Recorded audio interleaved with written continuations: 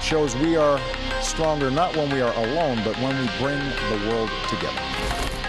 It is a great honor for us to announce that we have reached an agreement on the Iranian nuclear issue.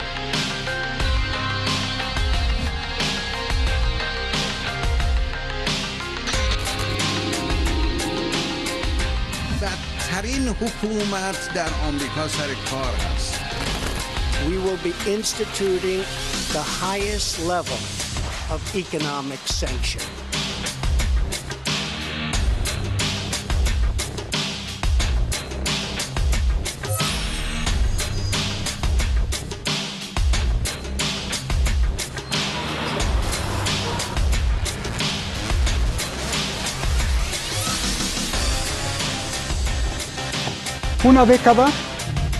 Una década entera de sudor, tensión y amenazas, una década entera de castigos. Finalmente, con todo el esfuerzo de la diplomacia, se llegó a un acuerdo. Y todos se comprometieron. Pero la historia de este acuerdo fue corta. Cambió de presidente Estados Unidos y con la mano en la cintura dijo no. Y lo destruyó. Para muchos este acuerdo le daba estabilidad y seguridad al mundo entero, pero para él era una grosería. El problema no solo es que violó la resolución de la ONU, sino que nadie quiso hacer nada. ¿Qué pasó? ¿Por qué pasó? Y sobre todo, y más importante, ¿qué va a pasar? ¿Qué sigue? Soy Roberto de la Madrid y desde esta zona, la que quizá haya bebido más sangre en la historia de la humanidad, detrás de la razón.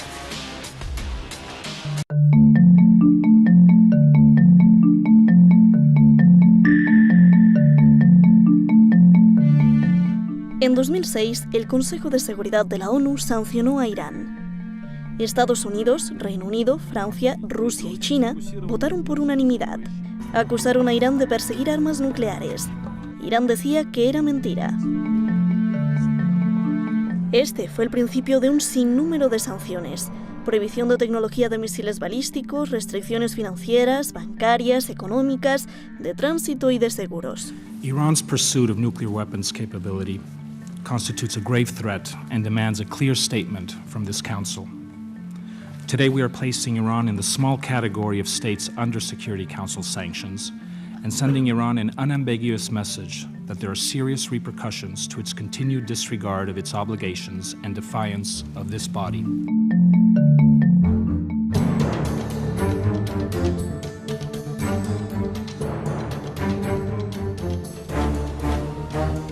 Después de interminables y maratónicas negociaciones, Estados Unidos, Rusia, China, Francia, el Reino Unido más Alemania y la Unión Europea firman con Irán el famoso acuerdo nuclear. Irán se comprometió a enriquecer uranio a no más de lo permitido, y las potencias entonces a levantarle las sanciones. El Consejo de Seguridad de la ONU lo certifica. Demonstrates that American diplomacy can bring about real and meaningful change. Today, because America negotiated from a position of strength and principle, we have stopped the spread of nuclear weapons in this region.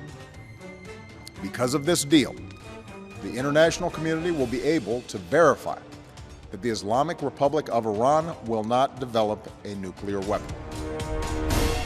Irán celebra el entendimiento. En los días siguientes también empieza a hacer pruebas de misiles balísticos, argumentando que eso no estaba en el acuerdo.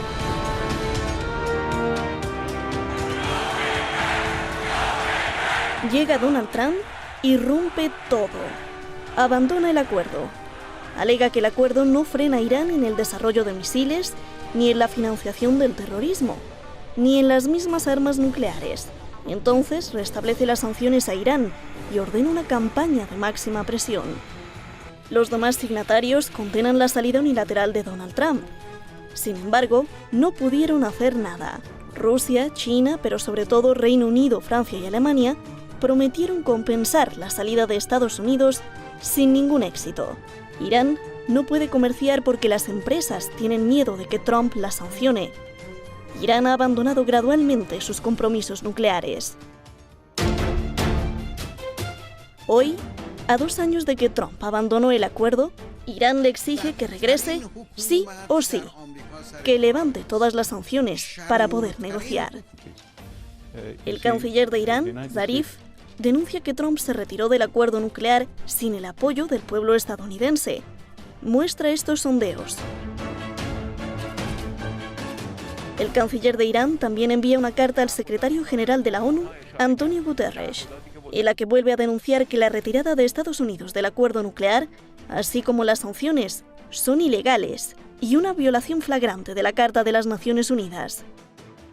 Además, Irán advierte que no negocia ni negociará con Estados Unidos. O regresa al acuerdo o regresa al acuerdo, afirma. هیچ مذاکره‌ای در میان نیست.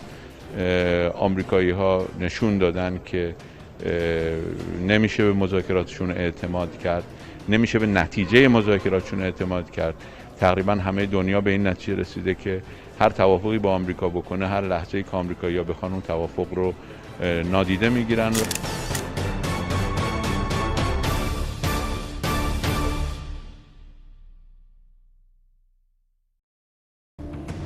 Ahí está el documento. Muchísimas gracias al equipo detrás de La Razón.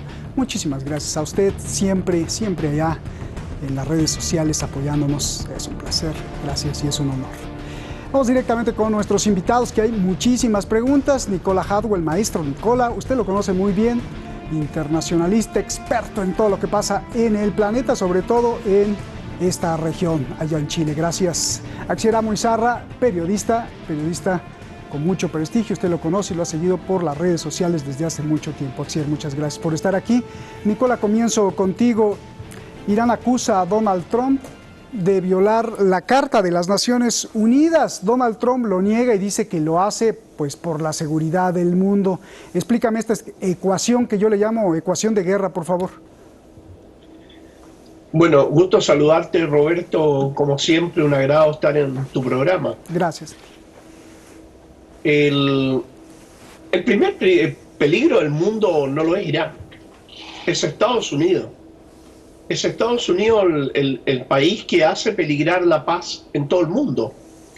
De modo que el terminar con estos acuerdos por parte de Estados Unidos no es otra cosa que una notificación perversa que le hace al mundo, en el sentido de que ningún acuerdo, aún estando avalado por la Organización de Naciones Unidas, tiene valor si es que Estados Unidos quiere, por una u otra razón, más bien dicho, por uno u otro interés, dejarlo de lado. De modo, Roberto, que el peligro real de la humanidad y el peligro para la paz mundial es Estados Unidos. Yo lo he dicho en otras oportunidades, que de las 216 últimas guerras que han habido, ha estado presente Estados Unidos en 201. O sea, eso te da a entender que el principal agresor, el principal peligro para la paz mundial es Estados Unidos, ningún otro. Y detrás de Estados Unidos, el lobby israelí. Y detrás del lobby israelí, la Organización Sionista Mundial, que controla la banca mundial y casi todo el comercio mundial. Oye, Nicola, decía la carta al secretario de la ONU, el secretario general Antonio Guterres, que el artículo 25 lo está violando Donald Trump, que pone en peligro la credibilidad y la integridad de la ONU y amenaza la paz y la seguridad internacional. Es decir, que al poner en peligro la credibilidad de la ONU, pone en peligro, bueno, pues ya todo el sistema de armonía mundial. Solo explícame esto del artículo 25 para que nos quede claro. Exactamente. Pero resulta ser que la ONU no es ni el artículo 25, ni nadie es el peligro. La Organización de Naciones Unidas, Roberto, ha demostrado con creces que no sirve para lo que se creó, no ha sido eficaz en evitar la guerra, no ha sido eficaz en evitar que Estados Unidos abuse de otros países, no ha sido eficaz que la OTAN abuse de muchos países. Es decir, la Organización de Naciones Unidas, además de un elemento decorativo, no sirve absolutamente para nada. Ni el artículo 25, ni el 30, ni el 40, ninguno. porque las Naciones Unidas en sí no sirven para nada, Roberto. Bien. A ver, Axier, bueno, pues ya que Nicola nos apunta que no sirve para nada de esto, ¿está muerto el acuerdo nuclear o qué? Yo creo sinceramente que el acuerdo nuclear no está muerto. Yo recuerdo que estuve, ya lo he comentado en más ocasiones aquí en tu programa, que estuve en esas negociaciones en 2015 en Lausana, y lo que se consiguió durante aquellas jornadas maratonianas, durante las negociaciones previas que hubo incluso de años, con conseguir sentar a potencias mundiales, potencias nucleares, no armamentísticas, sino potencia de potencial nuclear, y llegar a un acuerdo, no puede ser ahora tirado por tierra primero por el capricho, por así decirlo, de la política errante exterior que maneja Donald Trump al frente de la Casa Blanca. Y segundo, por el papel, además, sobre todo, que tiene que vigilar Europa como salvaguarda de ese acuerdo. Porque entonces, ¿en qué? Decimos que si Naciones Unidas es una entidad inservible, ¿no?, como decía mi contraparte, que entonces ¿qué es la Unión Europea? Si no sirve además como garante de cumplimiento de ese acuerdo, como defensor de ese acuerdo por la estabilidad, no solo de Europa, sino la estabilidad de todo el mundo, que estamos hablando de energía nuclear. Sí que es verdad que tiene un fondo civil, obviamente, pero si se llega a romper ese acuerdo, ponemos en riesgo, hablando así, digamos, de forma directa, ponemos en riesgo la vida de miles y millones de personas, porque otro país más se podría sumar o no tendría ninguna cortapisa para poderse sumar a esa guerra o a esa carrera armamentística de nivel nuclear que solo quiere controlar Estados Unidos, porque aquí es donde está realmente la raíz y la cuestión del asunto. Estados Unidos decide sobre un acuerdo el cual el primero no cumple y segundo, un acuerdo el cual se fue de manera unilateral. Entonces, ¿en qué papel juega la otra parte? Porque si Irán además está siendo monitorizada, se siguen en las inspecciones y se sigue dando cumplimiento a ese acuerdo, y así lo establece la Organización Internacional de la Energía Atómica, ¿qué más podemos hablar de este acuerdo? Todo lo que se diga de parte de ese acuerdo son falacias y buscando intereses para justificar estas sanciones, justificar las imposiciones y justificar cualquier presión que pueda ejercer Estados Unidos, no solo contra Irán, porque las presiones de Estados Unidos conllevan además daños colaterales que encima, valga la redundancia, ocurren o caen encima de la Unión Europea, de los países firmantes de ese acuerdo y de los países que como europeos forman parte de la Unión Europea, que nada tienen que ver con la energía nuclear ni con principios de ese acuerdo. A ver, Nicola, Axier dice que está vivo el acuerdo. ¿Tú qué me dices? Si está vivo, está muerto, y cómo se resolverá esta confrontación entre Donald Trump contra el acuerdo nuclear, porque ya no estoy hablando ni de países ni nada. El caso, Roberto, es más que claro. El acuerdo fue roto hace muchos años y absolutamente nadie ha cumplido ninguna de sus partes, ni Estados Unidos, ni la Unión Europea, ni siquiera las Naciones Unidas. De modo que el acuerdo está muerto y bastante enterrado. Yo entiendo a Axier cuando él dice de que en el fondo lo que él quiere decir es que necesitamos un organismo que garantice la paz y la no agresión, pero resulta ser que el único organismo que no garantiza eso es la Naciones Unidas. La Nación Unida ha dicho que el bloqueo norteamericano a Cuba es inmoral y que debe terminar, que el bloqueo a Venezuela es ilegítimo y que tiene que terminar, que el bloqueo a Nicaragua, que el bloqueo a Irán, que el bloqueo a Corea. Es decir, Estados Unidos está utilizando la legalidad internacional a su antojo y arbitrio, y por otro lado utiliza todo el sistema comercial también a su antojo y arbitrio para satisfacer los intereses de las transnacionales norteamericanas, pero también porque Estados Unidos no tiene capacidad ni voluntad de decirle que no a Israel. Y es Israel quien le ordena a Estados Unidos romper este bloqueo, y es Israel quien ordena a Estados Unidos invadir a uno u otro país de Medio Oriente. Entonces, no hay una legalidad internacional porque la legalidad internacional se ha basado en la debilidad, en la falta de voluntad política para hacerla cumplir, y en la práctica real de los hechos, vuelvo a decir, la mal llamada comunidad internacional solo ha hecho cumplir las indicaciones que ha querido Estados Unidos. Porque cuando le dijeron a Estados Unidos que no podía atacar a Irak, Estados Unidos atacó a Irak. Bueno, después Estados Unidos solicitó que le dieran un mandato para gobernar Irak por 10 años. y las Naciones Unidas ahí sí intervinieron y se lo dieron. Pero ni Europa, ni las Naciones Unidas, ni Estados Unidos respetan absolutamente ni la independencia, ni la autodeterminación, ni la soberanía, ni los compromisos que tienen con ninguno de los países con el cual además pertenecen a las Naciones Unidas. Bien. Oye, Nicolás, no te me escapes. ¿Cómo se resolverá esa confrontación? Esta confrontación, Roberto, la única manera que tiene de resolverse es cuando los países logren crear, como lo está haciendo Irán y como lo ha hecho Corea del Norte, la suficiente capacidad militar para decirle a Estados Unidos que cuando quiera intervenir militarmente y abusar de su poder militar, va a salir con más de un rasguño.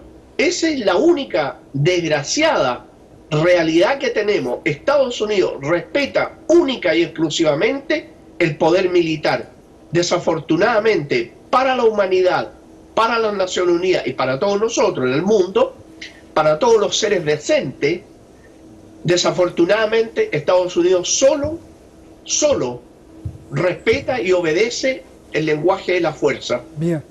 A ver, Axier, bueno, pues a diferencia que tú, Nicola dice que no solo no está vivo ni muerto, sino bien muerto, o sea, enterradísimo.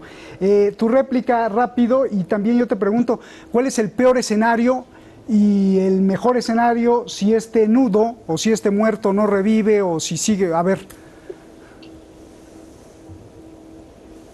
No te oigo. No oigo a Axier. Señores. Hola, ¿me oyes? Ahora sí te escucho. Ya bueno, es que te cortan por ahí, hombre. Yo creo sinceramente que el asunto está en lo siguiente. Vamos a tener esperanza y confiemos en que realmente la Unión Europea sepa sacar esto adelante. Hay una plataforma, además, hay un mecanismo que está en marcha, que aunque lo tienen todavía un poco digamos, en un segundo plano, que es el INSTEX, que es el mecanismo para el tema de las transacciones económicas, que yo creo que puede ser muy positivo para que el acuerdo se mantenga vivo y sobre todo que entre las partes, porque al final no estamos hablando de países, estamos hablando de bloques geopolíticos, las partes hagan fuerza a Estados Unidos. Porque antes decía mi compañero, estaba hablando de acuerdos en los que Estados Unidos se ha impuesto o se ha marchado, pero recordemos también otros acuerdos como el START o también los transpacíficos. No olvidemos que estamos hablando de países como Rusia, estamos hablando de países como China, estamos hablando del bloque europeo, que realmente también están sentados dentro del Consejo de Seguridad de Naciones Unidas. Con lo cual, pongamos un poco también el punto sobre la I en este aspecto, que países que están sentados en el máximo Consejo Supremo a nivel de defensa, pues tienen también la orden y la garantía y sobre todo el deber de garantizar que ese acuerdo se cumpla y sobre todo frenar las aspiraciones y sobre todo las ansias de Estados Unidos. En el peor de los casos, obviamente, va a haber esto por dos circunstancias. Irán se sentirá totalmente soberano para poder hacer con su tecnología, su innovación nuclear, todo lo que ellos quieran, en base a energía civil o en base a energía militar, porque no va a haber ningún tipo de acuerdo ni contraacuerdo que lo defienda así, porque ellos mismos van a decir que se sienten amenazados por potencias que tienen armamento nuclear y tienen que equiparar ese nivel de amenaza con el de defensa, obviamente. Y segundo, y creo que casi es más importante, es el tema del desarrollo económico y las sanciones económicas, porque aquí, una vez más, creo que Estados Unidos siga a la siguiente estrategia: ataca a un país, en este caso a Irán, para que sus consecuencias, o sea, la onda expansiva realmente ataque o llegue a donde realmente él quiere llegar, porque no olvidemos que la Unión Europea no es un bloque socio de Estados Unidos, es un bloque contraparte de Estados Unidos que le puede restar poder, le puede restar fuerza, y eso Estados Unidos, sobre todo Donald Trump, no lo va a admitir. Donald Trump quiere ser más que nadie y sabe que la Unión Europea ahora mismo, débilmente económicamente, débilmente de unión, pues puede aprovechar ese mal. Ataca a Irán para atacar en tercer lugar a la Unión Europea. Bien. A ver, Nicola, dos preguntas. Obama impulsó y protegió el acuerdo nuclear frente a los republicanos. A mí me consta incluso que luego aparecía en la televisión rogando para que firmaran, para que los ciudadanos lo apoyaran con el acuerdo nuclear y para que el Congreso no lo desechara. Esto quiere decir que si en noviembre gana un demócrata la presidencia, ¿Estados Unidos regresará al acuerdo nuclear? Esa es la primera pregunta. Y dos, Donald Trump pensó que con la campaña de máxima presión contra Irán, pues iba a poner de rodillas al gobierno iraní y entonces iba a ser su voluntad, pero el gobierno de Irán ha denunciado que pues, esto no funcionó, o sea, no funcionó su campaña de máxima presión. Yo te pregunto, ¿Donald Trump buscará otro método, irá al siguiente nivel para lograr su objetivo o qué es lo que va a pasar, por favor?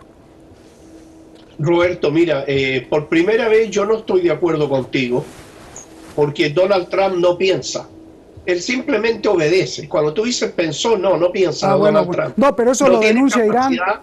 Yo no lo yo repetí las palabras de Irán nada más. Ah, claro, bueno, está bien, discúlpame entonces. Donald Trump no piensa, él obedece simplemente. Y en segundo lugar, obviamente los demócratas que representan el capital norteamericano invertido en el interior y los republicanos el capital norteamericano invertido en el exterior, obviamente que los demócratas van a buscar solucionar el tema del acuerdo nuclear. A mí me parece que eso va a ser el primer objetivo que ellos van a tener frente al Medio Oriente, porque la política de Donald Trump en Medio Oriente ha sido absolutamente coherente con su mentalidad, ¿no? Incapaz de todo, ha sido un fracaso.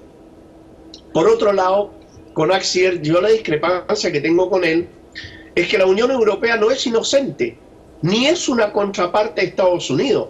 Desde que a través del Plan Marshall en adelante fueron entrelazadas todas las transnacionales con el capital norteamericano, son cómplices, son secuaces de Estados Unidos en todas y cada una de las aventuras militares que Estados Unidos ha llevado adelante por medio de un instrumento militar de las transnacionales, ¿cuál es? La OTAN.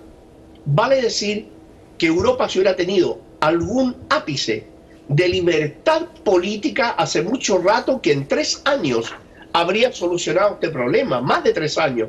Pero sin embargo no tiene ni libertad, ni capacidad política, ni voluntad política, porque además lo que ellos hicieron desde un comienzo los europeos fue darle tiempo a Estados Unidos para que las sanciones provocasen un descalabro al interior de Irán y con esto levantar al pueblo iraní en contra de su gobierno o derrocarlo. Bien. Lo mismo que sueñan con Venezuela y lo mismo que sueñan con Cuba, pero es un sueño eterno que no lo van a ver cumplido. Bien. Axier, pues tu réplica, solo tenemos 1 minuto para que ya nos vayamos. Y te pregunto, ¿hay posibilidad de un nuevo acuerdo como quiere Trump? Irán dice que no negociará con Estados Unidos, a solo que quite las sanciones y regrese al acuerdo nuclear. Y pregunta, si pasa eso, ¿qué negociaría entonces Irán? Por favor. Básicamente, rápidamente, coincido mucho en lo que dice mi compañero y además, mira, un detalle. Irán tenía la compra, ya firmada la compra de 100 aviones comerciales Airbus, de compañía europea, ¿no? de ese macro conglomerado europeo, por más de 20.000 millones. Que Estados Unidos impidió esa compra. ¿Quién gana? Estados Unidos. ¿Por qué? Porque tiene una compañía que se llama Boeing, a la cual hacer 100 aviones o vender 100 aviones de Airbus por parte europea a Irán, pues pondría un mazazo en toda la línea de flotación de presupuestos económicos, con lo cual antes me decía, Donald Trump no piensa, pero sí que hay alguien que piensa por él. Segundo, no creo para nada que haya un nuevo acuerdo y no lo creo además por la siguiente. Primero, por la posición soberana de Irán. Irán no es el mismo país que hace 5 años, que en 2015, ni menos que hace en 2010. Irán hoy tiene más autodisciplina, tiene mucho más la sensación de ser soberano, de tomar las decisiones por su propio camino y es más, ha sabido resistir y aguantar esas sanciones, esas imposiciones que le están haciendo de parte de Estados Unidos y esa mirada hacia otro lado por parte de Europa. Gracias, Axier. Un abrazo grandote, un abrazo grandote también para ti, mi querido Nicola. Abrazo a los dos. Gracias por estar aquí. Estamos viviendo años muy delicados en el mundo, quizá de cambio, de paradigma o de sistema. Solo lo sabremos 300 años después, cuando los historiadores pagados por los ricos, ojalá que no, indiquen en qué época vivimos hoy. Quizá le llamarán Renacimiento, esperemos, o quizá le llamen la entrada a la Edad Oscura, esperemos que no. Como sea que le llamen, estamos viviendo momentos delicados en donde no hay claridad ideológica ni política, lo que hay es cinismo. Defensores de derecha que se disfrazan de izquierdistas, izquierdistas o de izquierda que son más supremacistas, supremacistas que son populistas, marxistas que son anarquistas, o que marxistas no tienen de nada, y nadie sabe bien a bien qué seguir, porque el poder del dinero, o más bien la falta de valores, corrompió casi todo. Por eso cuando me preguntan a mí, Roberto, ¿y tú qué? ¿Qué defiendes? ¿Eres marxista, socialista, realista, capitalista, pragmático, qué? Y yo contesto, mire, yo no defiendo nada, naranjas, no defiendo naranjas. Yo lo único que defiendo es que no haya muertos, que no se maten. Defiendo el derecho a ser feliz de las personas, el derecho al equilibrio, muy importante, porque no importa qué sistema se aplique, si los pueblos no están felices en un bienestar con equilibrio, ¿qué importa qué política o ideología se aplique? El equilibrio aplica para una relación de pareja, para una familia, para un trabajo, para una sociedad y sobre todo para un país. Yo creo. Buenas noches.